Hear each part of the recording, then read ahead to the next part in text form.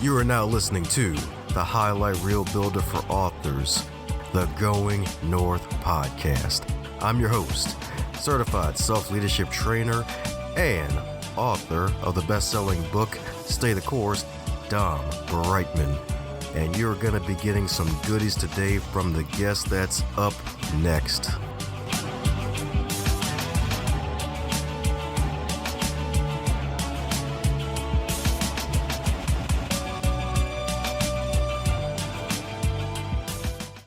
And today on GMP, the great, glorious, and glamorous, it's another round of super special, awesome humans talking about the books they have produced, the life they lived, and the things that they're going to be doing in the future because they believe that the past is only the key to a better future. Because we got one heck of a guest for today, my friends. One heck of a guest for today. I got to thank my good buddy T and Miss Tammy Matheny for hooking me with this super special, awesome human right here, folks. My goodness, it's like we've had so many awesome humans and quite a few. I'd say we've had about two so far that I could tell, past NFL football players, but this one is the trifecta. My goodness, because this guy right here, certified John Gordon speaking team and communication coach, best-selling author, engagement ambassador, keynote speaker, all about helping folks reach their next level of greatness, and heck, better than that, pursuing relentlessly for their own greatness. My man played for probably my secondary team since I'm here in Baltimore, the Baltimore Ravens. But if I had a secondary team, it's the super special, awesome Carolina Panthers. And this man played for them. So let's give it up for TW himself, the hitman, Thomas Williams. Dom, you know what, man? I have done a lot of these and a lot of personal and public speaking engagements. And I will say right now, you have been my favorite person to be introduced by. And so I don't know what you're doing, over the course of the next year, if you want to go on the road and take this show on the road to do some introductions, man. But I say, let's do it, man, because we will give them a show from literally start to finish, man. How you doing, Dom? Man, I'm doing good, dude, man. I flipped through your second book, Relentless Pursuit of Greatness, man. Loving the stuff because even though it was geared towards athletes and student athletes, like that stuff was applicable for any and everybody, man. And I'm just glad that you wrote that book. And the good news is you're still alive, well, and kicking, man. So as you know, with all introductions, even though it was probably a good 10 minutes of straight fireworks in 2 minutes, I probably missed like maybe 7,686 minutes extra of what you have to offer, man. So mind filling in any cavities I missed about you, my man? No, not at all. I think, the best thing that that really talks to the people when I speak is that I'm a professional me. And what does that mean? It means that I get paid to be myself.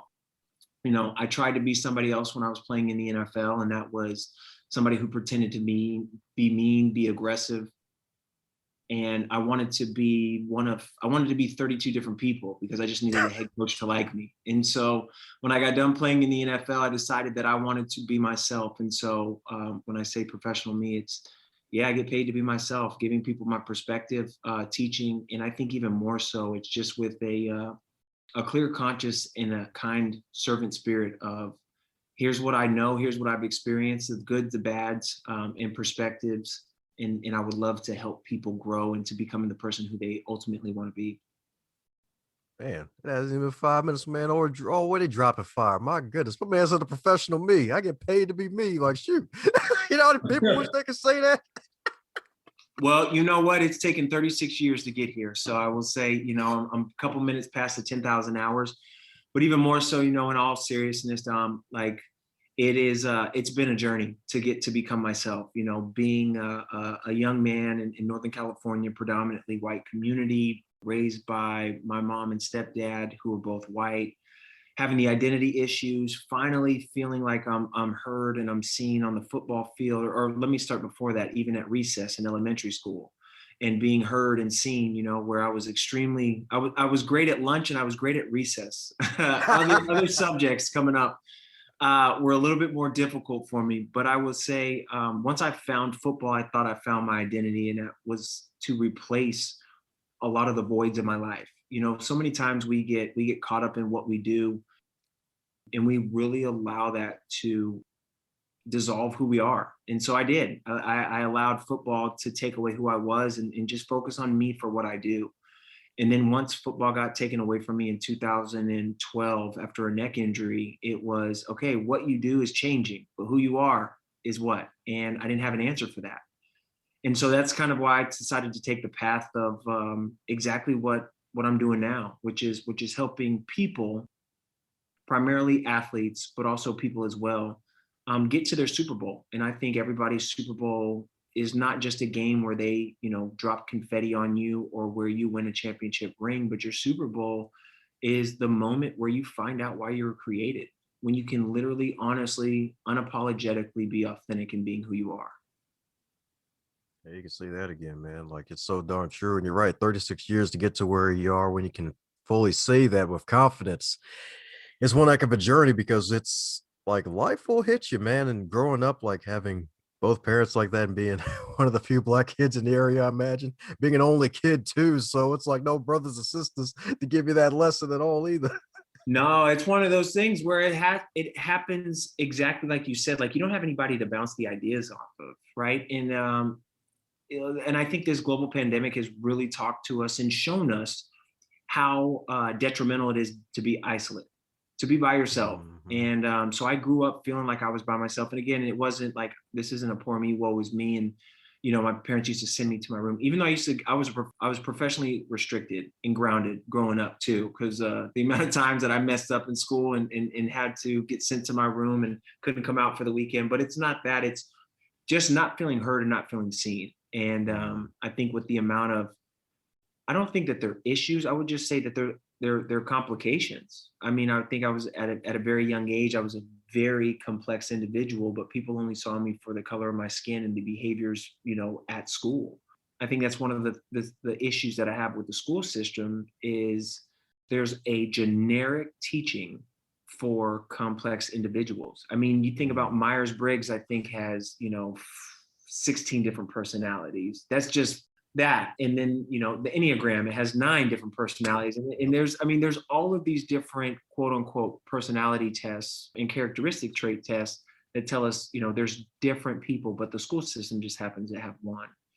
And for me, rather than focusing on some of the issues and problems I have with a system, I decided to be a little bit more of a solution. And so where I decided to fit in is inside of the athletic development world, where helping athletes transition to the next level of competition and also transition out of sports. And so when I got done playing in the NFL, I felt like there was really no place to turn.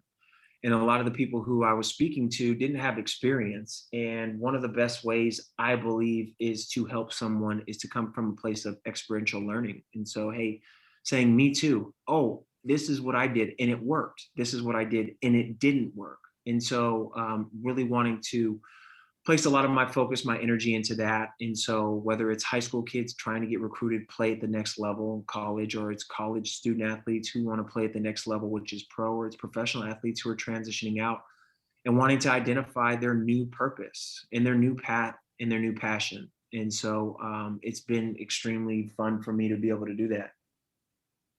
Heck yeah, fun in the bun indeed. My goodness, man. Like, and it's so definitely right. And I guess that kind of goes with the whole identity piece that we sometimes create for ourselves, especially in our teenage years, where it's like, oh, I'm gonna be this great football player. Or I'm the star of my freaking high school right now. It's like, yeah, I'm gonna go to college and forget college, I'm gonna go straight to the NFL. Like statistics be darned. Like I'm just gonna go straight to the NFL, man. I'm gonna breeze through college and they're gonna pay for it. And you like what reading your story, man, like you actually was able to realize, oh, it ain't that easy. Like I got to use this college to my advantage here because a lot of folks want to get to the NFL. A lot of folks want to get to college and like high school ain't it. That's maybe to be honest, that could be recess compared to what you have to do to get to the NFL, man. So like, so for those young ones out there, maybe listening right now, and they want that to be their meal ticket, because a lot of folks, even though we still have STEM and all the other good stuff out there, there's still maybe folks maybe thinking, oh, I'm going to go to the NFL and all that good stuff. What do you think may be the biggest thing they have to really think about as they're progressing and trying to get to that dream? Because we all have dreams, you all want to reach them, but we may need a little reality while we're on the way. Yeah, when you mention that, it's kind of like looking back. And I think it's even need to be a little bit more specific in asking the question of what is it that you want to sacrifice? Mm, There's mm, not enough of that. What is it that you want to sacrifice? For me, like let's just, low hanging fruit and the obvious is, the pains and the aches of the body. Okay. And then it's what about when you can't go home when you're in college and all your friends are going home for the holidays? You can't go home. My first summer vacation happened. My last summer vacation before I retired happened in the 8th grade. My next summer vacation happened when I was 29 years old. So from that time period, I never knew what it was like to maybe sleep in during the months of June through August. I never knew what it was like to do to go on family vacations or to go hang out with your friends. Like I never had a summer. And so asking the question of what is it worth? We know what we want, but are we also willing to ask ourselves the question, what are we willing to give up? And the reason why I think that that's such an important question is because we only think about the success part. We only think about the good. We only think about like the dessert, so to speak. But how are we going to get there?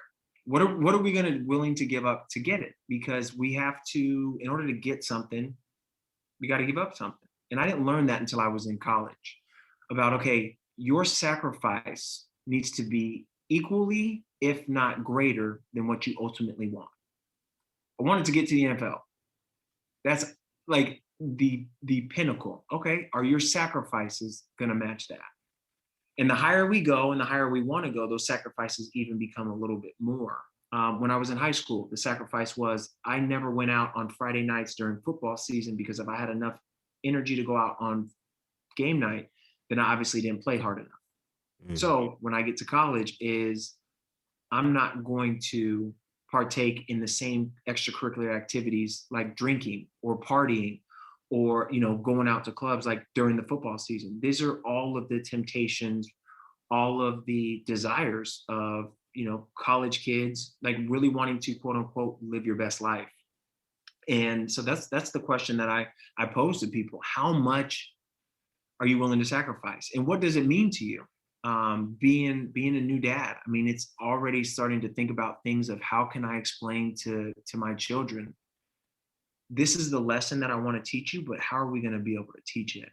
As far as whether it's money, whether it's chores, whether it's discipline, whether it's sacrifice, whether it's obedience, whether it's, listening to authority, like coming up with creative ways and saying, ultimately, I want you to be a well-rounded member of society. And so me, it's my job to teach you that. And so that's one of the things that I always preface to kids is, okay, what is it worth? Don't tell me what you want because everybody wants the world, and as my good friend Tim Shaw says, if it were easy, everybody would do it. If you want to be called everybody, do you want to be called somebody? And so that's what the question we have to ask. Oh man, that is so gold right there. Solid gold flow from TW, baby. And that is so good that you brought that up, the power, the sacrifice. What are you willing to sacrifice? Heck, that's even and one of my favorite books of all time, John Maxwell's 15 Laws of Growth. Like if you want to grow, you have to sacrifice something. You have to count the cost. And it's so true. Like we always want something and yeah, we want something, but what are you willing to give up to go there? Like you may have to give up something that may seem so big to you now that once you get there, realize maybe that sacrifice wasn't so big now that I've gotten to where I really wanted to go. But like it's Well, one so of the true. things too, Dom, like to your point, and I definitely want to make sure that we include this, is that it's you only have 100% of your time, you only have 100% of your being, you only have 100%. And so if you're gonna go get something, you want something, you're gonna go get it, then you're gonna have to pay something. If right now I have $10 and I'm going to the store, in my mind, I want bubble gum, I want Swedish fish, I want some Reese's, and I want a ginger ale. Now, most of the time, it's gonna be more than $10. I'm not just gonna be able to walk into the store and get it for free, even though I want it. So I'm gonna have to pay it, which means that there's gonna be something else that I'm not gonna be able to have. And I might want to get 5 of those. but between the five of them, it costs $15, and I only have $10. So you have to ask yourself the question: which one do you want more? Which do you want the most? And are you going to be willing to sacrifice the things that cost $5 more? Maybe you don't want the ginger ale. Maybe you just want the candy or whatever it is. So we just have to ask ourselves the question: what do you want to sacrifice? And what are you willing to pay for it? Amen to that. It's so true. It's like, shoot, you're right, man. It's like, man, do I need the liquid or do I just need the Swedish fish here? It's like, man, am I gonna get the ginger and the cavities? Like, shoot, like Exactly. oh my goodness. Well, speaking of wonderful sacrifices, like one of the major things is basically having a career cut short and then basically having the transition. And with that Yeah. transition period, I'm pretty sure there's some new things you had to basically add to your repertoire, as well as probably two major things that you had to learn new or pick up quickly after having your career cut short and having to really switch into this new lane that you're in now. Oh my goodness. The first is, without a shadow of a doubt, is you're not as important as you think you are. Humility was the first thing, because you think about it, you're coming off of a, let's call it 20-year career, total. Every single little league baseball and football game I played in, I was the star. Every high school game I played in, I was a star. In college, I played with some really big time stars who were phenomenal athletes, but I was still part of that team. And the same thing when you get to the NFL, you're part of that less than 1% club. Then when you come out, you're not a part of that anymore. I'll give you a funny story. I remember going to a doctor's appointment and running a couple minutes late, living in LA, traffic, you can only imagine. And I showed up, yeah, like I said, about 15 minutes late. And I'm just thinking that they're going to put me in one of these little rooms and, they're just going to put me to the front of the line. And lo and behold, the person at the front desk said, "Well, I'm sorry, sir, you're 15 minutes late. We don't have any more openings for you." Well, what do you mean? I've always been 15 minutes late. And they just put me in one of those unoccupied rooms in the back. It's like, well, we're not going to be able to see you for another 2 hours and 30 minutes. What you can do is you can either go down the street, get you something to eat, or they have a cafe here in the hospital. And I thought at that moment, like, don't they know who I am? And then it was like a humble pie where God was like, don't you know who you are? You're not him no more. So that was the first one. I would say the next one is nobody cares about what you used to do. And when I say that, meaning like that was a lot of the times when I would introduce myself talking about what I used to do. And then when people would talk to you, they only want to talk to you about playing football, which doesn't help you because one, you're not getting paid for it anymore. And two, it's no longer a part of your life. And so that's why I think it was extremely important for me to reshape and redefine my identity, coming out to a party of who I am. And again, since you don't wear a face mask or you don't wear a helmet, you don't have a jersey and cleats anymore, Thomas, do you really know who you are? And it's like the quote that I once heard, it said, if somebody stripped away everything that you had, how much would you be worth? And at that time, I wouldn't be worth anything because all I was everything that I had. Instead of understanding the true values of who I am, understanding my vision, understanding my purpose, understanding who God created me to be. That's who I am.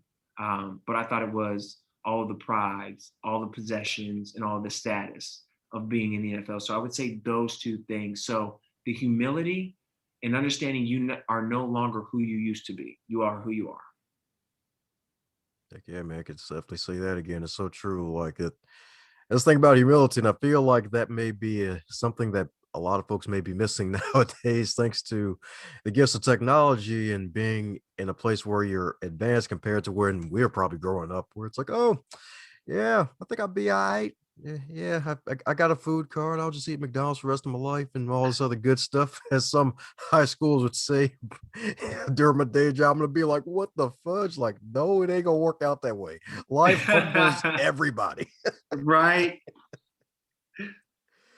Life humbles everybody. My goodness. And what's another beautiful part about humility that makes you coachable as well? So, do you still have coaches in your lifetime right now since you're doing the coaching thing yourself as well as speaking and encouraging other people? Yeah, that's a great question. I feel like success leaves clues, and if it's not broke, don't fix it. The reason why I made it to varsity football because I had a heck of a freshman coach. I made it to college because I had a great varsity coach. I made it to the NFL because I had a phenomenal college coach. And so I played for some of the best coaches in the NFL. And thinking about that moving forward, it was like, if you want to get to the top, who would you want to coach you? And so other speakers, other authors. One of my really good friends is John Gordon, who wrote The Energy Bus, amongst, several other books, like maybe like 23 other books.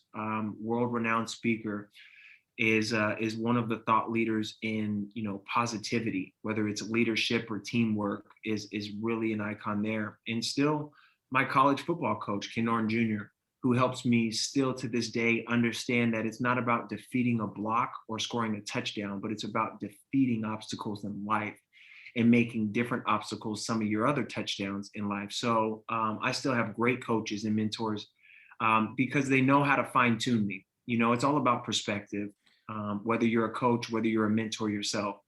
And so having the right mindset and the right perspective, being able to give in the right way. And again, I think that there's so many coaches or gurus out there right now who literally wouldn't even take their own advice, but because it sounds great and it's on the back of a nice Hallmark card, and they can, preface it the right way and properly put it on a social media platform, and their one sheeter looks great and their website is phenomenal. I think that more than anything, I want to be known for the way I live my life, the way I lead my life, because then it's not difficult for me to speak about my life. Yes, indeed. Yes, indeed. My man dropping these jewels, baby. That's right. It's a tennis bracelet level of wisdom right here, baby. All these magical jewels, baby. That's what I'm talking about. That's right. Need folks that can help fine tune you because it's so true. Like we can be great. We can be good on our own, but the team is where it really happens. And I wish that would really happen more often in schools and not just on like the football field or just with sports in general. Because in sports, you learn the power of teamwork, but like in class, it's like, okay, yeah, you get up to the test period, you probably work with your study buddies. And if you're lucky in college, you go to the professor, get your office hours in, do all that, but come test time, it's like, oh, you're on your own, buddy. And don't ask your buddy for help. That'll be cheating. Yeah, man. So definitely wish we could have that more often. But hey, might be something to work towards and keep things fluid. So my goodness. So with all the funny enough, actually, speaking of office hours, you yourself are a professor yourself. So how's it feel, my man? It's switched. Yeah, it's right. Dom, I used to get kicked out of school for talking, and now I get brought in and paid to talk in school, which is like the irony and all of that.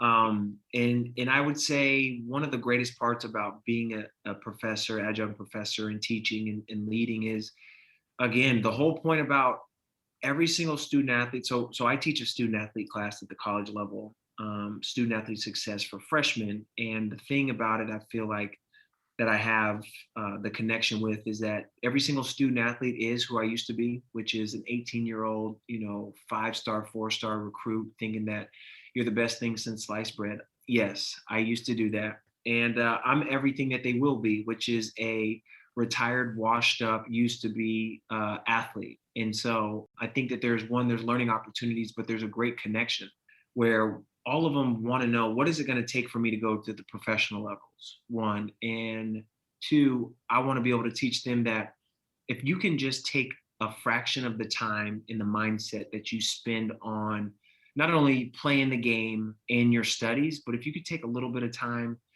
and you can take 10 minutes a day and you actually have intentional thinking about your transition of what you want to do when you're done playing sports, then you're going to be literally light years ahead. I think it's, if you take 10 minutes and you do it for 4 years and you do it 5 days a week, it literally comes out to like 4 months. You spent 4 months thinking about and preparing about for your future.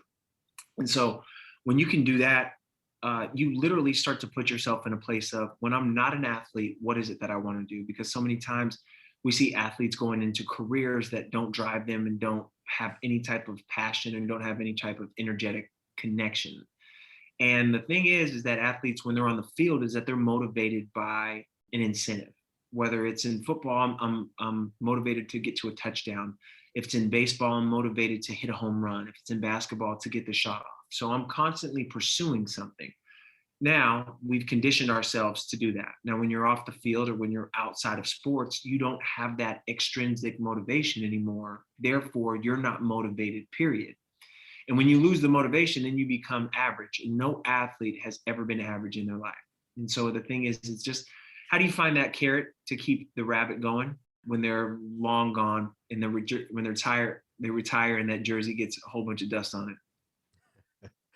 That's what I'm talking about, indeed. That's what I'm talking about, indeed. Yeah, because we do have to make sure we have the right carrot in front of us on the magical stick here, or the stick will fall off and we'll trip over the stick. You don't want to trip over that stick. You'll be like, man, this ain't the broom I'm supposed to jump right now. In your case, like, man, I probably already tied the knot already. I'm good, fam. I don't want no more brooms. Not at all. Oh, man. Well, as you know, with teaching, you get to learn things twice. So, is there any lessons that you may have learned from teaching this class of student athletes? Oh yes, absolutely. It's the lesson of regret. Oh, Every single semester I have a little piece of regret. mm, And I think it because when in the world of athletics, you're being praised by fans, you're being praised by your parents, especially the higher levels you go to. And even sometimes you're being praised by coaches, which means you don't see the reality of where you can grow, where you can get better. And so for me, I didn't develop the skill of listening until I got done playing. And so I'm learning when you have to repeat a lesson to your students, it's probably because you yourself needed the lesson repeated to you. And so it's kind of life's way of karma and payback of, oh, you didn't understand it. So you had to get told the lesson several times. So you're going to have to teach the lesson several times. yeah. Hey, carbon hits hard too. It's undefeated, my man. I bet the, and you probably can speak from experience. It probably hits harder than it does in the football field. Oh, it depends. Yeah, sometimes it looks like it's going to hit you right on, like in football. There's hits that take you head on, and then there's ones that blindside you. And the ones that blindside you hurt the most because you weren't expecting it. But Yeah. on that specific play and that assignment, that person in front of you knew they were coming to get you. You were the only surprise one. You can say that again. And them broadsides are never good. Never No. good. Never good at all. And that's just me from the outside looking in. You actually were in the field. So you have a greater understanding of it. Yeah. Oh man. So since this is far from your first rodeo, is there a question that you wish you'd be asked more often when you're on these podcasts? Man, Dom, I don't think there's a question that I wish I was asked more. I feel like there's a little bit more of topics that need to be discussed, right? Mhm. There's it's not so it's more so like a topic. Like if I were to ask you what's a topic that you're curious about right now? Oh, just in general or about my man Thomas here? In general, like having real discussions about that. Huh, let's see here, man. There's so many. Well, of course, there's a classic. There's always a lot of them. There could be diversity. That could be one of them. You can speak to that one easily. No, I can Uh, easily because I'm literally both, which makes me neither. Actually, you know what, Fudge? That might be a good one to go to, man. So how is it now with that? Because it could be interesting with that, like two white parents being a black kid, and it's like, well, neither, to be honest. It's like it's a different spectrum. Yeah, It well, the part of it is, so I was raised by my mom who's white, and then for a really good portion of my childhood, I had a stepdad who was white as well. But my biological father is black, and we didn't have the greatest relationship when I was growing up, but we have a really tight relationship now. And now is when I need the relationship with my dad the most, which is crazy how life works. Like you don't get what you want when you want it, but you get what you need exactly when you need it. And so with the diversity piece, growing up, I'll just give you a perfect example. I remember going to school and seeing kids being able to slick their hair back.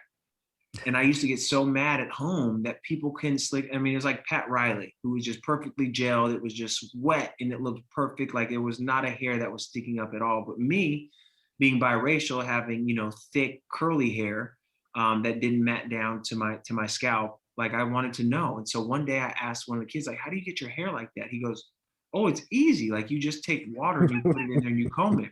So he literally walked over, Dom, over to the he walked over to the water fountain and he put his head under the water fountain, put water in his hair and slicked it back. And I was like, oh, we've been doing it wrong at home. So, of course, I did the same thing. I did not get the same results, my man. And that was one of the first lessons of letting you know, Thomas, you are not like them. Them meaning like the other kids in your class. And one, how humiliating it felt, because for a slight moment, I really thought if I just put my head under the water fountain, I could have slicked hair as well. It didn't happen. And so it was from there to, you know, the color of skin, where it was extremely easy to find myself in a yearbook or, you know, in school pictures where it's like, oh, I'm the first one. And I think growing up, it made me, growing up, I never had the appreciation for sticking out or standing out. You always feel like you're a minority, no pun intended, but like you're literally like a minority in a circle for the majority. Now, fast forward to being 36, I feel in too the times that we're in, I feel a little bit more of the benefit because I've been able to stand in both rooms. Again, like I know what it's like to go to a barbecue and I know what it's like to go to a picnic. And now, if people don't understand the difference, it's one culturally says barbecue and one culturally says picnic. You know, I've eaten baked chicken and I've eaten fried chicken. Like, so understanding all like, you know, the some of the jokes and some of the historical patterns, like I've learned a lot. Like I've literally learned a lot. And I think that's why having an understanding, you know, I was one of the first people some of my friends and some of my colleagues would call when the whole Black Lives Matter came. One of the things that kind of bothered me a little bit was this was one of the first time in a meeting settings that people wanted to hear from me. Wow. They didn't want to hear from me first when it was, hey, what do you think about this new marketing idea, this new way to consult, this new way to do this? It was, hey, Thomas, can you tell us how kind of the Black communities are feeling? Now, that was an eye opener. But again, I think as far as what it used to be for me and now what it is, I'm extremely blessed to be both. Like we had mentioned before, like I'm both, which makes me neither. It's extremely a blessing to be both because you can fit in, but also you're still standing out. Yeah, man. Of course, probably to deal with some of the jealous folks around you too, right? Yeah, I mean, because people do want to stick. Like, how is it? You know, where you ask about music, or you ask about pop culture, or you ask about entertainment, or you ask about how does it feel in both. Like, I've literally been in discussions with friends who said a racist joke to both, where racism, and I hate to say it, but being prejudiced or having a preference literally stands on both sides of the fence. Both parties have, from my experience, have a preference, which isn't bad. If I go to Baskin and Robbins, sometimes I do want chocolate ice cream. If I go to Baskin and Robbins, sometimes I do want vanilla ice cream. It has nothing to do other than that's my preference for when I walk in there. So that's kind of like my 2 cents on that. And it's from an experience of like, wow, I'm literally in rooms listening to things that people would never say if I was probably full Black or full white. Yeah, and that definitely gives you an advantage too, because you get to hear things like, "Oh, wow, so this is how y'all really talk with each other behind closed doors." Like, all right, I'm an insider now. All right. It's like, all right, brothers. All right, so this is how they really think. All right, so I'm gonna need you to avoid that one, avoid that one. She may look cute, but make sure you run for it. Like, trust me, don't talk to her. Nah, she's strange, man. She got a Ken doll in the closet, man. Don't do it. Like, like, make it rough. Oh man. But since you're a man of faith too, and having all that wonderful experience and being able to learn the gift and, well, mostly the gift of sacrifice, What would you say is one of the major things that helps you to keep your faith where it is and growing? That's a great question. What is the thing that keeps the most important thing the most important thing? I would say heartache. Mm. Heartache, trials, obstacles keeps me on my knees. It's not the good. I wish I was John the Baptist, who was doing it because that's what he was called to do. No, no, no, no, no, my friend. I'm more like David.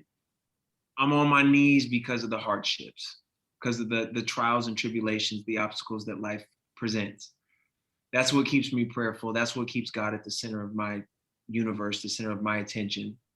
The first thing that I do in the morning, the first person I talk to in the morning, and depends on how tired I am, but I try to make it the last person I speak to before I go to sleep. That's it. It's the hardships. It's all of life's unexpected moments when you say, "Oh God, Jesus, not again." It's literally those moments. But I've found through the course of my life that it is in those moments where that's what it's for, is for your faith to be tested and also let you know where your weaknesses are. I working out is something that I love to do. Working is it's a part of my identity. And it's a lot easier when I work out by myself because I only do the workouts I like to do, not the ones that I need to do. But it's the trainers who you hire and you pay for, and they're the ones who, after session 3 or 4, have seen your strengths, have seen some of your weaknesses, and they're going to say, okay, all this next hour, we're only going to do the exercises that you want to avoid, you don't like, and the ones that make you sweat and make you feel sore. And those are the ones you want to flip off, cuss out your trainer. Yep. But those are the ones because your trainer can see your blind spots, your weaknesses. And so those are the ones where the trainer says, no, we're going to stick here and we're going to do this all the way through until you get comfortable at the areas that you're uncomfortable and unfamiliar with. And so that's the way that I look at my relationship with God, where He is the one who created me, saying that, look, I know at each phase and stage of your life where I need you to operate, and you're not operating at those places right now. So since you're not operating at it, we need to take you in the gym, and we need to put you through these exercises, whether it's your core, whether it's your legs, whether it's your shoulders, whether it's your brain, whether it's your spirit, whether it's your soul. And we're going to make you stronger in places right now that you're weaker, so that in 6 months or 6 years, you're going to look back and say, in these times, you thought you were weak, but ultimately you became strong. And then you're able to be a professor, a teacher, a parent, a spouse, a partner, a coach, and saying, I feel what you're going through. And you can make it because you're looking at me as I am today, but you don't see all the places I've been in my life. Yes, Chip Baker would say, boom. That's what I'm talking about, baby. That's what I'm talking about, baby. That's right. My man dropping bombs, baby. That's right. You better be taking notes if you in this false interview, baby. You better taking them notes, baby. My man dropping that hot fire, baby. My man dropping that fish grease fire, baby. Extra hot. That's what I'm talking about. My man bringing the heat, baby. Yes, indeed. Yes, indeed. Well, we're coming down to the magical question that every guest gets to receive. And that is, if you're to wake up tomorrow and you were 25 again, but this time in the current year of 2021, with all of your knowledge and experience, what advice would you give to yourself? Oh, I would kill it. If I could be 25 in 2021 and have the same wisdom that I have now, I would literally pull out a sheet of paper and I would say, I'm going to say what gives me peace, what brings me happiness, and what makes me money. Peace is first. I don't know about 2 and 3 because I'm 25 years old, but I'm going to say those are the 3 things. And I'm going to put into those categories, and I'm only going to choose 3 things. And those are the things that I'm going to focus on. And if it's part of the 3 things inside the 3 categories, I'm going to worry about them. If it's not, I'm going to throw it away and it's not going to bother me. I'm not going to let it worry me, and I'm not going to let it stress me out. Because just like every other circumstance in my life, this too shall pass. And it's what you do in the moments of the uncertain circumstances that will literally allow you to shine and define what you do when the light is on. Man, man, oh man. My man dropping more heat, baby. That's what I'm talking about. And it sounds like a man actually got the actual thought behind the question, the actual thought process. It's like you're going back in time, but you're not going back in time. You're 25, but in 2021, dang it. This my man got the question right, baby. Because some folks be like, man, if I was 25 again, like, nah, you 25 again now, buddy. Like, what? Right now, right now. That's right. That's right. That's right. So that means our man has been working on the listening skill, baby. My man's been mastered it. That's a freaking gem. My goodness. So what brings you peace, happiness, and money? There you go. And top three of each, if I'm not mistaken, right? Yeah, it is. There you go. There you go. That's a new one. My goodness. That's right. Tips and techniques to advance yourself, baby. My man's been dropping the tips. So many good tips, man. Like pen tips, baby. You better be writing all this stuff down, baby. Writing all the stuff down. So for those who wrote some of the goodness down, want to keep up with all the magical stuff my man's doing, what's the best way for folks to reach out to you and keep up with what you're doing? Man, the website, thomasrwilliams.com. No social media, straight website. I'm on this journey and this cleanse right now. Is that, are you doing it for the gram or are you doing it for the grind? And the grind is the purpose. Everybody can post about it, but can you actually live what you're talking about? And so for the last year and a half, I haven't posted. Everybody can fact check me. You can go look at all my platforms. December 31st, 2019 was my last post, because I really want to show what I want to show people what overnight success looks like.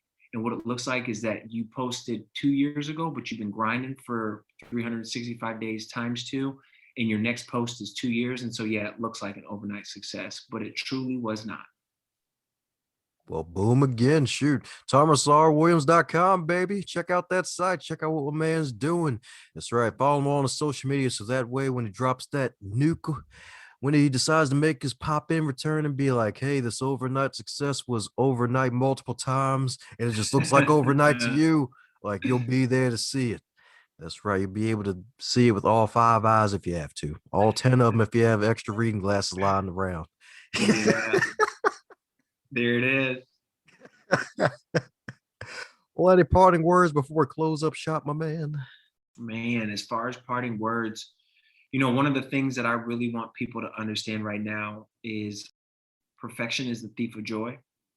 And since we're in an unprecedented time, to be a little bit more graceful, to be a little bit more patient with yourself, and understand that we're all figuring it out as we go, and give yourself a little bit more grace, because you can't mess it up. You can only figure it out. You just got done listening to another powerful, power-packed episode of the Going North podcast. I hope you really enjoyed what you heard. Go check out the guest stuff. It's all in the show notes on the website, donbrightman.com, and also reach out to those that you've just heard as well. And keep going north.